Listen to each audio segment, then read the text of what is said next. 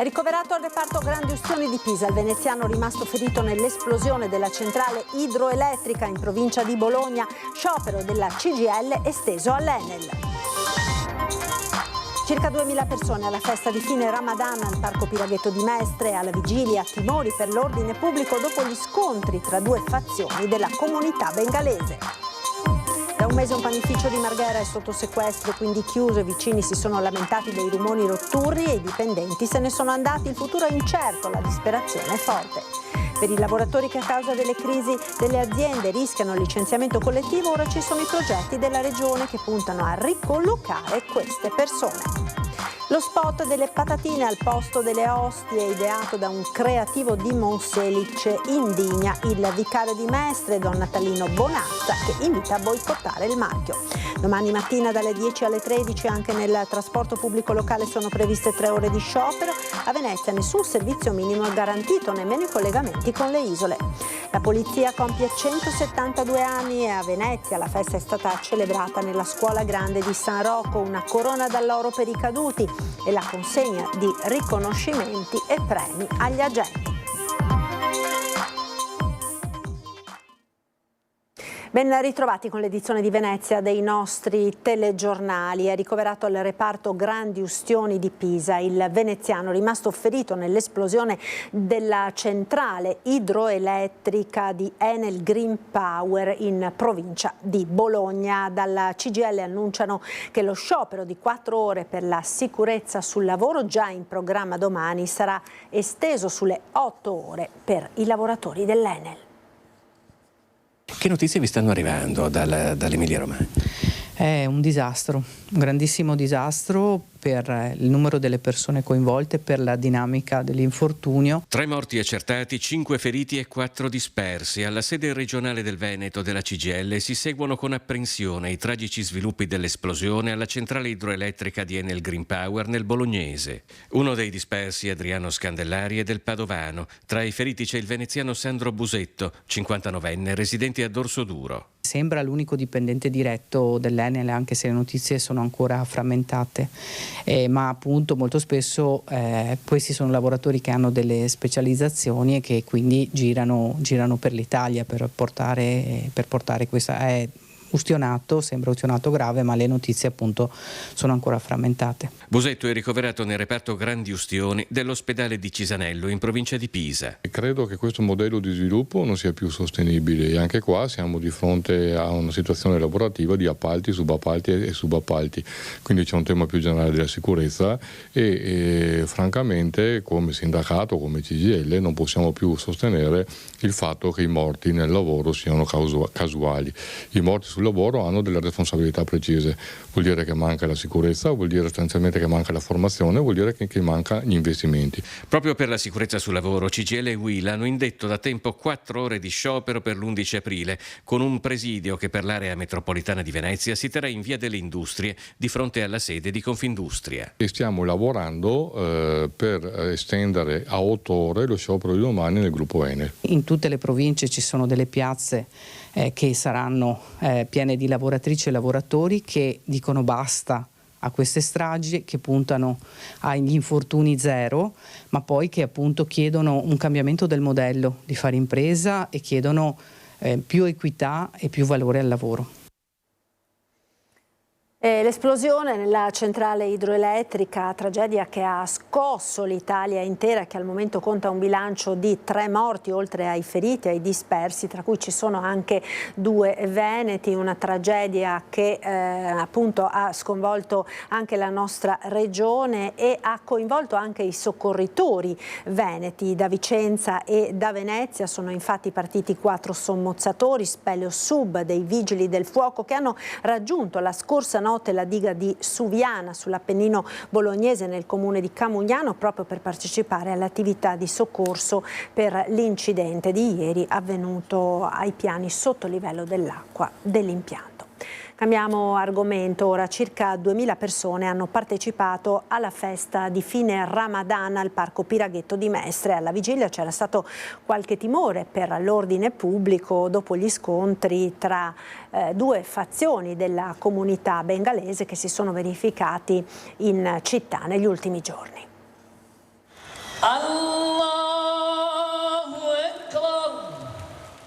Oltre al nostro staff c'erano delle pattuglie della polizia, dei carabinieri e della polizia locale che hanno presidiato fuori dall'area, però è andato molto bene.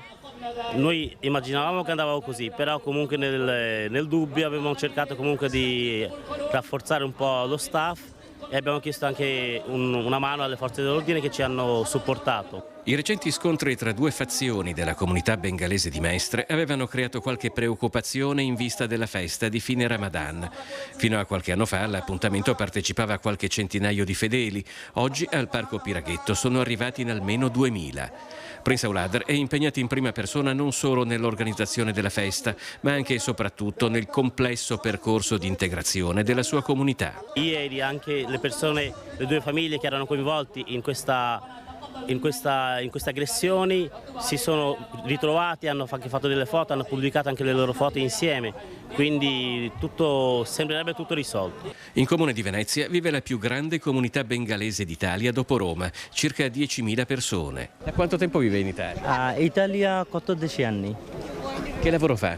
Io lavoro fincantieri e io ho una saldatura. Dove vive? Marghera, Venezia Marghera. Come si trova qui a Marghera? È bellissimo. Che lavoro fa? Io lavoro in un albergo di portiere da notte. Non solo per il Bangladesh, ma più in generale, il flusso di immigrazione straniera verso il Comune di Venezia ha conosciuto un'autentica impennata negli ultimi anni. Un tempo brevissimo che si capisce avvicinando altre persone che si trovano al Parco Piraghetto, studenti o impiegati nel turismo o nella cantieristica che ancora preferiscono esprimersi in inglese. Just now I live in Italy, in Mestre, Venice. People like Italy is very good.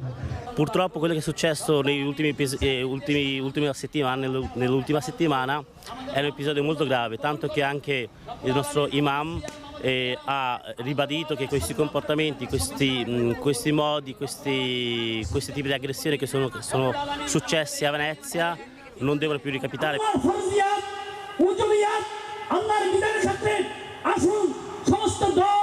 Purtroppo queste piccole cose rovinano proprio il nome della comunità, perché la comunità non è composta solo da una città, ma la comunità è composta da un paese intero e ci sono tantissime persone che vengono da tutta Italia e da tutto il Bangladesh. E quindi ci teneva anche l'imam a mandare un messaggio di pace e di tranquillità. A Marghera, ora dove da un mese un panificio è sotto sequestro, quindi chiuso, i vicini si sono lamentati dei rumori notturni, i dipendenti se ne sono andati. Il futuro è incerto e la disperazione della titolare è forte. Vediamo. Mi avevo ripromesso di non piangere, ma vabbè. Perché qui c'è un pezzo della sua vita. Sì, 37 anni. Da un mese il panificio di via Toffoli a Marghera è chiuso, così ha deciso la Procura della Repubblica con un decreto di sequestro conservativo dopo l'esposto di alcuni vicini che si lamentavano dei rumori notturni del laboratorio gestito da Rossella Novello. È chiuso perché sforavamo i decibel di poco, ma sforavamo qualcosa per i rumori praticamente. I 6 dipendenti, tra cui i 2 figli di Rossella, si sono dimessi tutti. Tra mutui, famiglie da mantenere, non potevano permettersi di attendere un'eventuale riapertura. Rossella lo sa e li capisce. Adesso i dipendenti naturalmente li ho messi in cassa integrazione e hanno trovato lavoro immediato perché loro hanno un mestiere che hanno imparato da mio marito. Intanto i residenti sono mobilitati, una raccolta firme, attestati di solidarietà. Venerdì alle 18 una sorta di sit-in davanti alla serranda chiusa. Avevo tanti clienti, sì, e ultimamente poi ancora di più, perché noi lavoriamo ancora artigianalmente, non abbiamo celle ferme a lievitazione, facciamo proprio tutto il lavoro di notte e niente, mi vogliono far aprire il laboratorio alle 6 di mattina. Non si può lavorare così. Alle 6 è troppo tardi, il pane non verrebbe abbastanza buono, così come è conosciuto dai clienti. Voleva essere sentita dal giudice Rossella per spiegare il suo punto di vista, quello dei dipendenti e dei clienti. Volevo essere sentita da lui e niente, non mi ha ricevuto. Sono andata anche in procura, non mi ha ricevuto perché non può, solo gli avvocati, però i giudici devono capire anche una cosa, che devono sentire che la parte danneggiata di questo, insomma. Riaprire, nonostante le decine di migliaia di euro spesi per insonorizzare eventuali altri investimenti, non è detto che consentirebbero di rientrare nei parametri del rumore. Ho 900 euro di pensione, perché io sono già in pensione, e spero di prendere qualcosa di affitto e basta, ritirarmi. È il mio lavoro, tutte le notti. Adesso...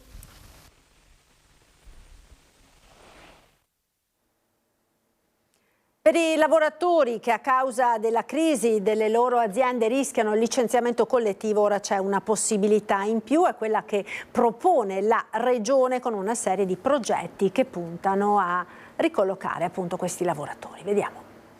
Sta diventando un modello veneto da esportare nel resto d'Italia. Sono le politiche per i lavoratori in cassa integrazione a rischio licenziamento dopo la crisi delle loro aziende e quindi con la possibilità che si parli di una procedura di licenziamento collettivo. Nel 2023 sono stati una decina i casi di aziende in questa situazione, con la punta più alta 101 lavoratori per la tessitura Monti, azienda tessile trevigiana. Siamo riusciti in questi anni, diciamo così, ad affinare gli strumenti e a dare le risposte giuste. Prima di tutto la presa in carico veloce delle imprese che sono in difficoltà. Più si aspetta tempo, più la crisi diventa grave. E così abbiamo con lo strumento di GOL, che è lo strumento per la garanzia dell'occupabilità dei lavoratori, con i soldi del PNRR, preso le buone pratiche del Veneto e fatte diventare uno strumento che oggi è guardato in tutta Italia. Il modello veneto utilizza lo schema di collaborazione pubblico-privato, attribuisce un ruolo attivo ai centri per l'impiego, prevede l'obbligatorietà dell'accordo con le parti sociali, dei sindacati e dei datori di lavoro. In totale 9 i progetti avviati per 400 persone. Le abbiamo formate, abbiamo capito di che cosa avevano bisogno e questo è servito anche per attrarre investitori. L'azienda che sta guardandosi attorno e ha bisogno di fare un investimento, prima di tutto oggi chiede capitale umano. E quando hai una crisi, dall'altra parte un'azienda che sta male, con dei lavoratori con delle buone competenze, si fa l'insieme. Questa è stata la chiave di lettura che abbiamo voluto e anche un modello vincente. Il Veneto infatti è la prima regione ad aver emesso nel 2023 un avviso ufficiale per la collocazione collettiva dei lavoratori a rischio esubero ed è Veneto il primo progetto approvato nel giugno del 2023. Lo spot delle patatine al posto delle ostie, ideato da un creativo di Monselice in Digna. Il vicario foraneo di Mestre, don Natalino Bonazza, parroco a San Giuseppe in Viale San Marco, invita a boicottare il marchio.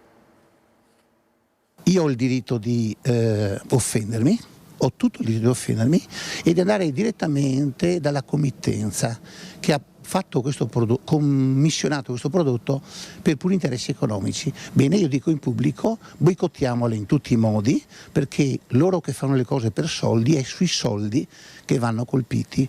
Questo è il loro divino quotidiano e io li contesto sui soldi. La pagheranno cara. Don Natalino Bonazza, parroco di San Giuseppe in Viale San Marco e vicario foraneo di Mestre, è durissimo sullo spot di una marca di patatine che ha come protagonisti sacerdoti e suore, spot nel quale il prodotto viene dato al posto dell'ostia.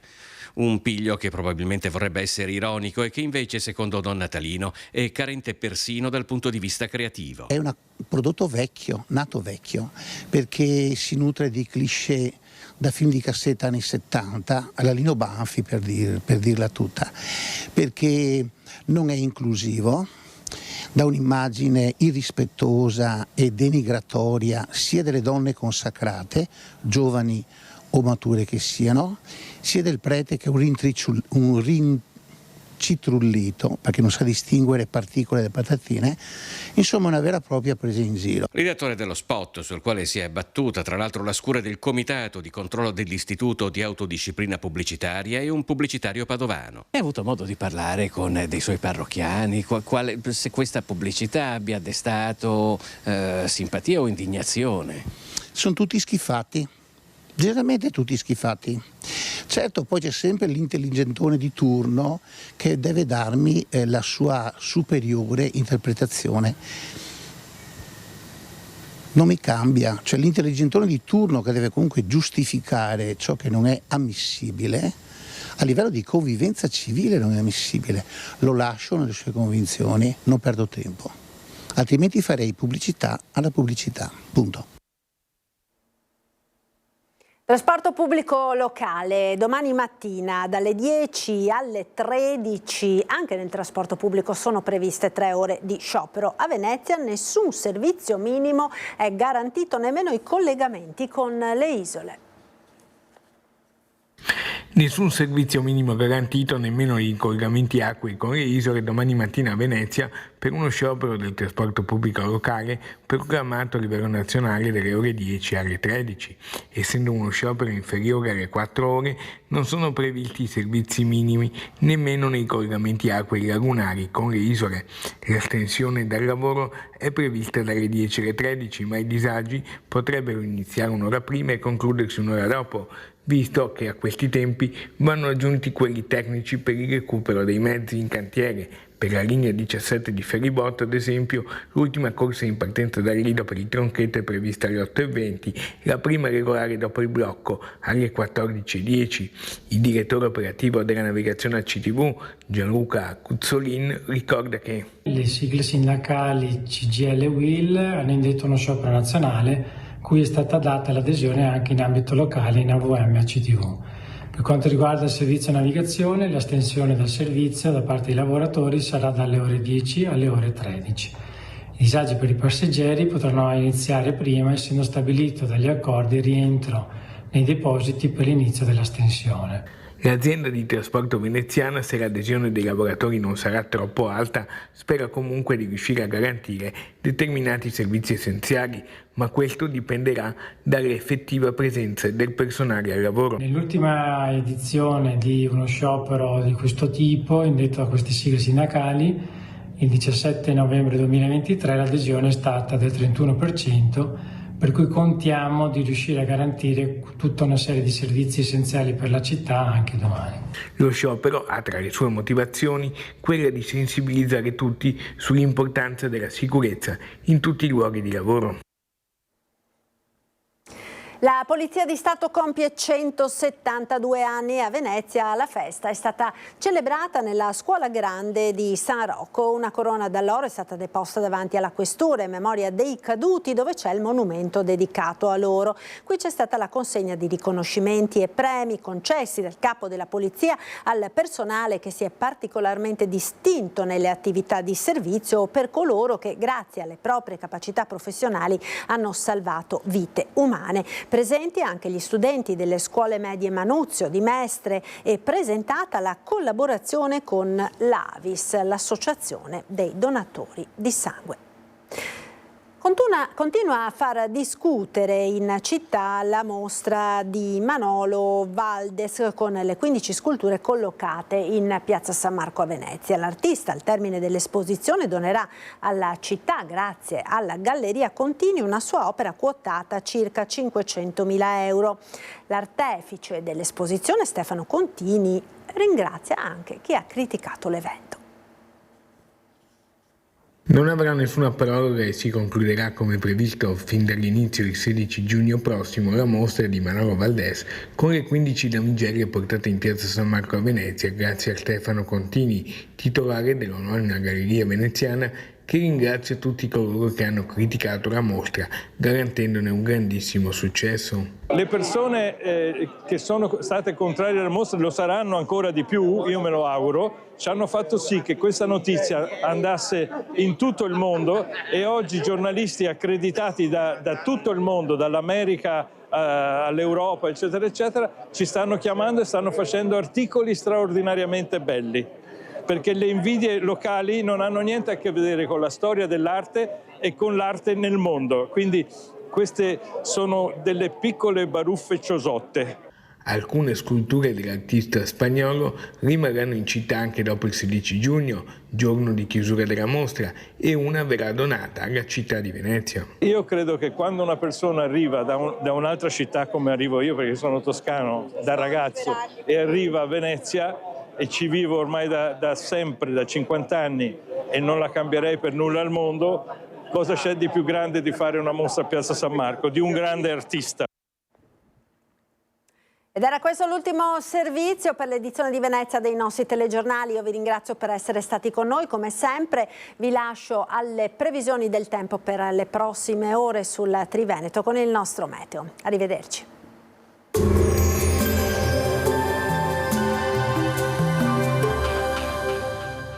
Per la tua casa vuoi sicurezza e comfort? Nel nostro showroom trovi serramenti efficienti e consulenza specializzata. Ti aspettiamo in via 13 Martiri 106 a San Donà di Piave. Bentrovati al meteo. La pressione atmosferica torna ad aumentare, tempo dunque stabile e clima decisamente di stampo primaverile. Vediamo il dettaglio di giovedì 11 aprile. Sul Veneto la giornata sarà contraddistinta dal bel tempo, tanto sole ovunque, come ci mostra la grafica, con cielo sereno o al massimo velato, non sono attese piogge. Temperature in contenuto aumento, minime tra 10 e 13 gradi, massime comprese tra 21 e 23 gradi all'incirca. Ci spostiamo ora sul Friuli Venezia Giulia. Anche in questo caso sarà piuttosto soleggiato, con cielo in prevalenza sereno, qualche addensamento qua e là, ma senza precipitazioni associate. Temperature minime tra 10 e 12 gradi, massime sui 21-23 gradi. Infine diamo uno sguardo alla situazione del Trentino Alto Adige. Poche novità dopo il dissolvimento di alcune nebbie mattutine, il tempo sarà ovunque decisamente soleggiato. Temperature minime sugli 8 gradi, massime intorno ai 24. Dal meteo di Antena 3 per ora è tutto, arrivederci al prossimo aggiornamento.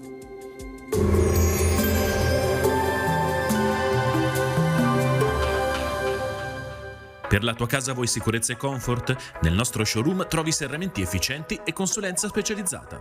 Ti aspettiamo in via 13 Martiri 106 a San Donà di Piave.